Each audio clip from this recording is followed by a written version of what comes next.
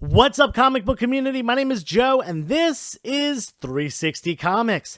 I got a text message this morning from a woman who I gave my number to at a yard sale, saying that she had bought a storage unit and found some comic books in there, and she was looking to sell them. I went over her place and spent $20 on a stack of comics, all of which I'm going to show you today, and make sure you stick around to the end of the video because I'm saving the 5 best books for last.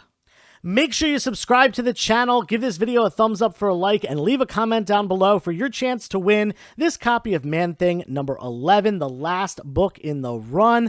Also, I'm going to be doing a big giveaway soon. 2 slabbed comic books are going to be given away, so make sure you subscribe and you turn the notifications on so you know when that's happening. Also, this weekend at my house, I'm hosting Back Deck Comic Fest. That's this Saturday, 11 a.m. to 2 p.m. in my backyard. We're going to have tons of books out. Everything is between 20 and 50% off, with an additional 10% off if you spend at least $200. You don't want to miss out on this. If you live in the Philadelphia area, message me on Instagram so that you can get my address and you can stop by. We'll see you there.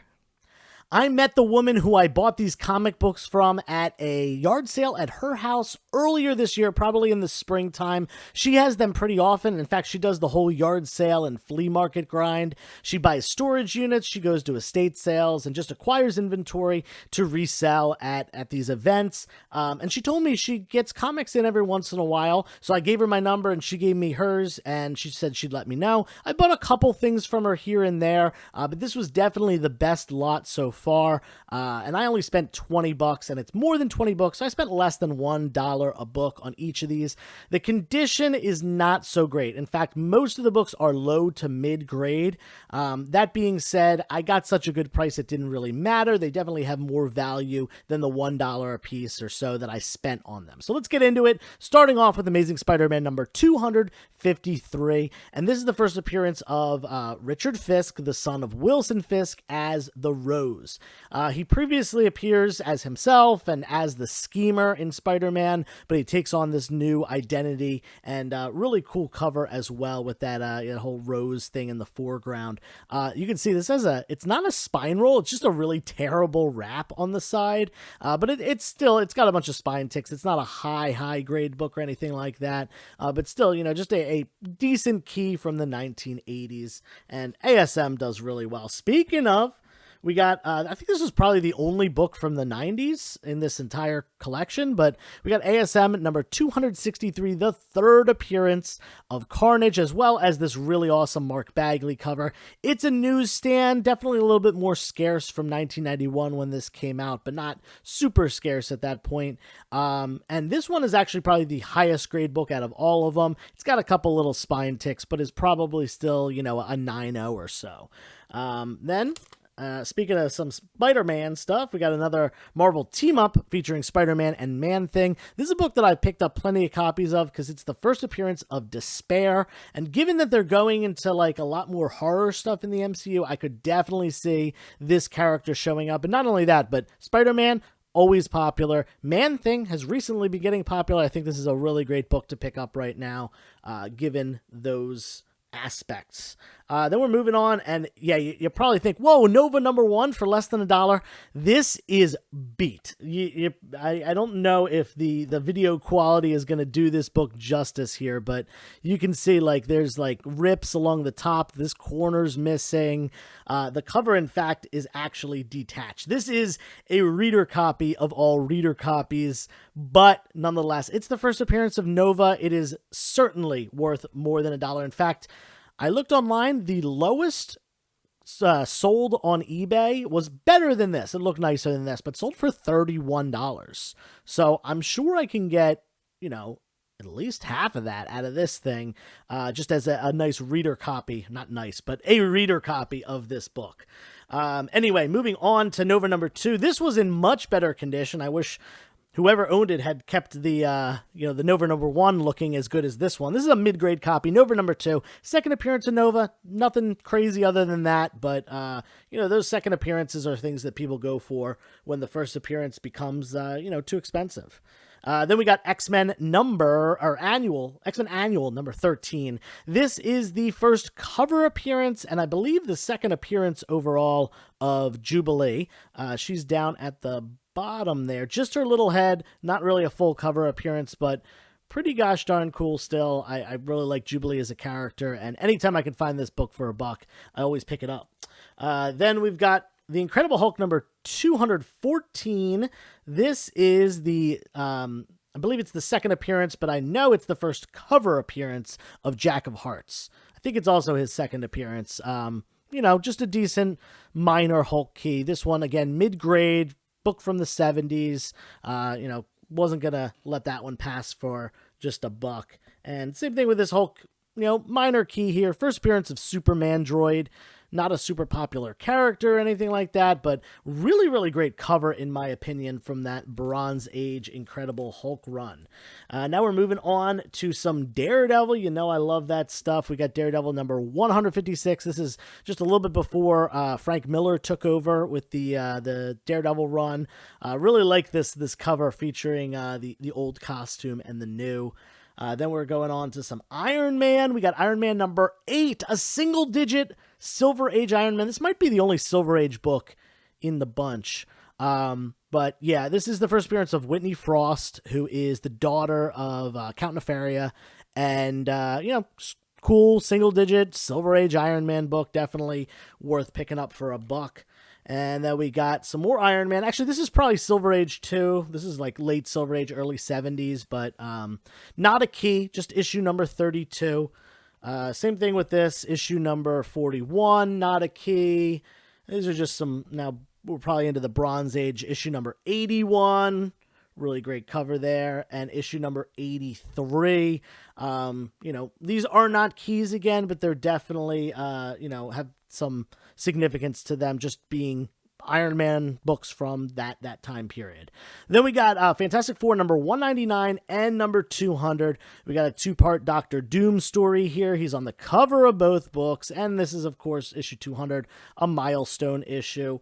Definitely some collectability around Doctor Doom with his, possible entrance to the MCU at some point soon. A lot of people thought he was going to be in Black Panther, didn't pan out. I won't say any more about that, obviously, because spoilers and stuff, but it's a possibility he's coming soon still. Then we got Fantastic Four number 210. Again, another character whose cover appearances are definitely collectible. We got Galactus on the front of this one, and when I was actually showing my wife this pile of comic books, she was like, oh, I really love the cover on that one. So definitely a really cool piece. Then we got Invaders number 1, and this one has a mad spine roll on it. You can see there's a lot of the back cover showing on this side. Low grade, this would be a reader copy of the first appearance of the Invaders. Nothing crazy here, nothing super special. But whatever. I shouldn't say first appearance of the Invaders, because there is an Avengers book that it's like, I guess this is the first true appearance of the Invaders, but that Avengers book is definitely worth more. It's kind of their first team up, but I don't think they're using the name The Invaders yet. Anyway, going on to Invaders number 20. This is the first appearance of the second Union Jack. A lot of people specking on Union Jack as for coming to the MCU at some point. I definitely think it is possible. And then we've got Invaders number 29, first appearance of the Teutonic Knight, who is a Nazi-based character. You can tell by the giant swastika right there in the center. A lot of the stuff from the Invaders run does focus around that, because it takes place during World War II and has a lot to do with those characters that were around during the golden age and the World War II era of comics. This book caught me off guard for a second. This is the Tales to Astonish reprint. This is not the first printing of Submariner number 1. This is Tales to Astonish number 1, so don't get them mixed up. Make sure you look for that up there. They were a little bit tricky with some of those covers back when they were doing those early reprints. But, nonetheless, this character is top of the world right now, having just come out in a movie, and certainly a lot of potential going forward in the MCU. And yeah, we're certainly going to see Namor again very, very soon. But yeah, this is a perfect way to pick it up for cheap if you want to read this, if you want to have a little display piece that doesn't cost too much. And now we're on to the last 5 books. We're on to the best 5 books in the bunch. This first one, definitely something that I collect. I don't think this is as high grade as the copy that I have in my PC, so I don't think this will replace it. This will probably just be up for sale. We got Daredevil number 159. This is the second time Frank Miller, the second issue that Frank Miller drew on the Daredevil run. Now, he wasn't writing it yet. He didn't start writing until 168 with that first appearance of Elektra, but 158 and 159, those are his first 2 books that he did. And pretty great cover. I think this was actually the first time Bullseye was seen without his costume. I might be wrong about that, but I think that is the case here. Either way, Frank Miller Daredevil, can't go wrong with that. Speaking of Frank Miller Daredevil, this book you saw in the beginning, this is Peter Parker the Spectacular Spider-Man number 27. This is the first time that Frank Miller drew Daredevil on a book. Now, it's not a Daredevil book. This was a little bit before he started that run, but it's a great book, great cover by Frank Miller featuring Daredevil and Spider-Man. So definitely a really cool one, and one that Frank Miller fans always are seeking out. This book, if they're going to get anything outside of Daredevil and Batman, this is definitely one of those books to pick up. Next, we got a book that I bought recently. Now, the one that I bought recently was very high grade. This one is low grade. I got to figure out how to price this book, because the cheapest copy that is sold recently sold for $50. This is much lower grade than that, though. So I don't really know how to price this. Like, I don't want to price it too low, but I also if I price it like close to 50, like 30 or 40, it probably isn't going to sell, because it's got plenty of spine ticks. It's got a lot of condition issues and stuff like that. So I'm going to figure out maybe a nice like $20 price tag on this or something like that. But this is, for those of you who don't know, X-Men number 11. Classic Jim Lee cover. In fact, his last cover on this X-Men run. And this is the Pressman variant. A lot of people think this is just a second printing because it has a silver background, and a lot of books from that time period had a silver background, but this is a Pressman variant. Pressman is a game company, board game company, that had a deal with Marvel. They put out a ton of the Marvel board games in the early 90s. And one of the things that you could do sometimes with these Pressman board games that you got, they often came with a coupon. You could send that in with some money, and they would send you a comic book. Think similar to the Maximum Carnage video game that you could send away for Maximum Carnage number 1. And there's also another X-Men book. I think it's 301 if I'm not mistaken.